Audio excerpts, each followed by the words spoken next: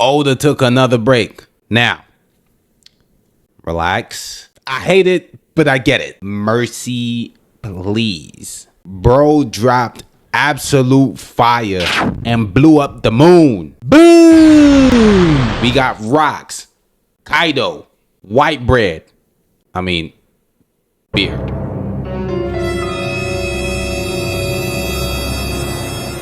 All fighting against Emu. Or at least they're about to. They about to melee rock Emu back into the Void Century. Now, this isn't Emu. This is Emu Saturn. But, I mean... But don't get it twisted. That haki will legitimately dog walk you back out the dog park.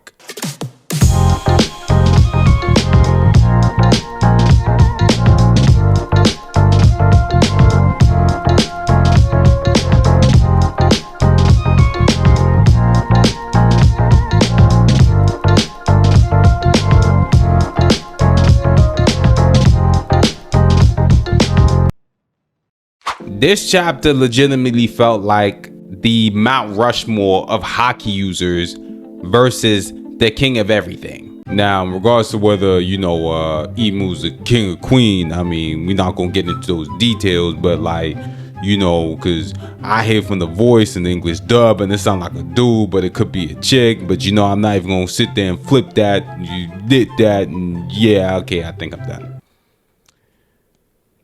Sorry.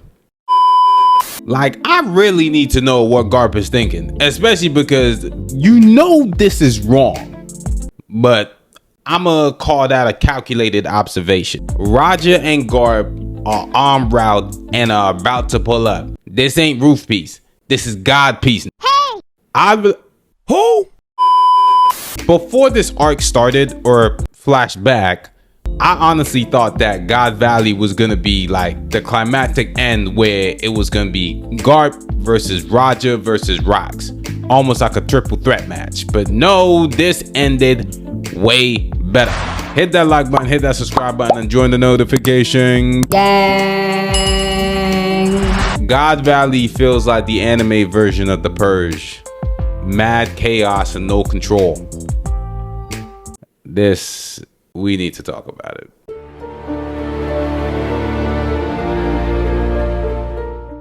Now, we got Emu fighting everybody, right? And I don't even know where to even start. Xebec is en route. This guy is running with his wife and kid.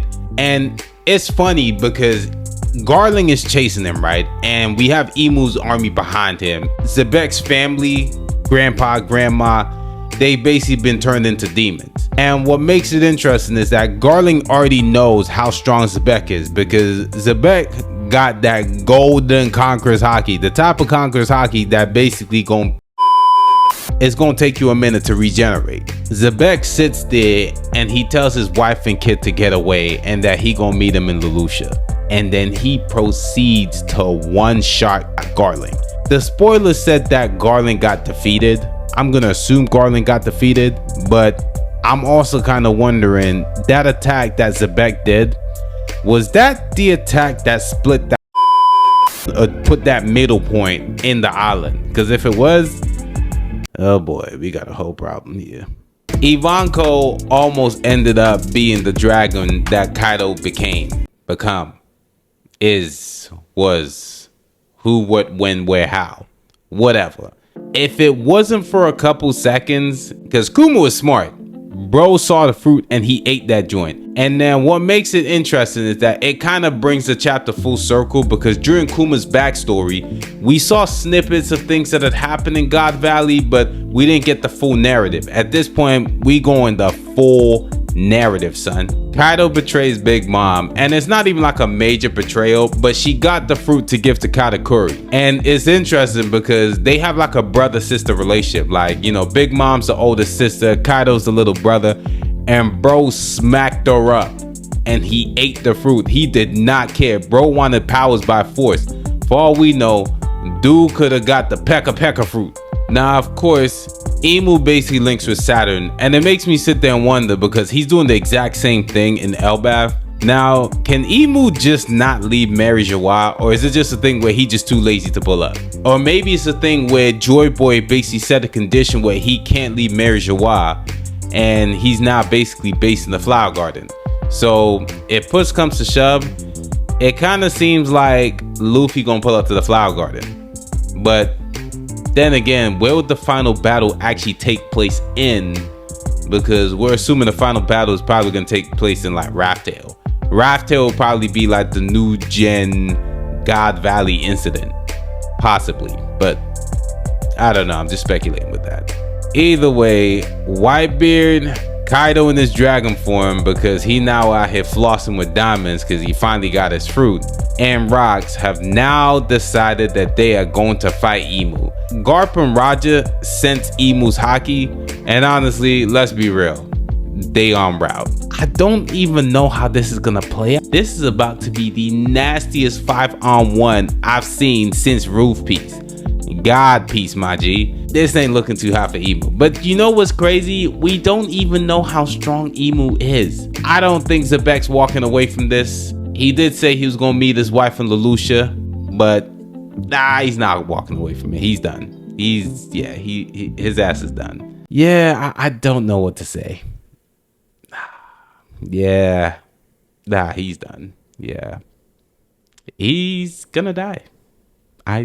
Yeah, he's done. He's done.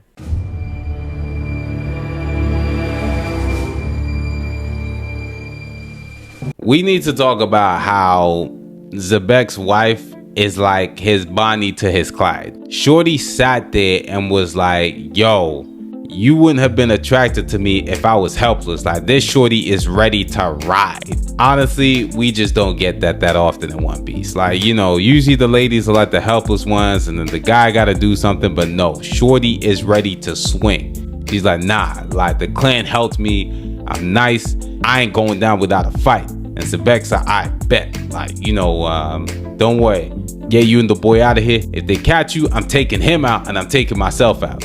Y'all can assume the details. Can't really use that word on YouTube, but yeah, you know what it is. The Roger pirates basically find all the treasure, and at this point, Garp's soul is in question because he knows this is wrong, to the point where he calls Sengoku and he's like, dude, what's even happening over here? What makes it interesting is that despite the fact that he lived through all of this, what made him not say anything? Because now he sensed Emu, he's gonna see Emu, and I'm just gonna sit here and be like, so what made you walk away and just not tell anybody? Now, bearing in mind, we do have that guy who did write that report and dude came up missing. So, am I mad at him? No, I'm really not. But that's just me. As of right now, we currently have Whitebeard, Xebec, and Kaido about to square up against Emu. And Emu has basically been labeled as the world. I don't even know how many people are actually gonna sit there and like reinterpret this in whatever mythical ways that they're gonna do that. But Emu controls everything. Emu's the representation of the world. So at this point, that's where it's gonna be at. Shaki's been saved. Of course, Rayleigh got to earn those arms, and you know, Rayleigh about to sit there and handle business the moment everything calms down. I ain't mad at him. He's had something on his heart to tell. He may as well tell her. This chapter was crazy. Sorry for the delay in the review. I'm gonna sit there and hold you. Had a midterm due. Trying to sit here and handle business. Or as I'd like to put it, casually getting my life together. But that's just me. Either way, what did you think of the chapter? Did you like this chapter? Did you not like this chapter? Where do you think the story's going next? Either way, like, comment, subscribe, and I'm gonna holler at y'all later, man. Peace.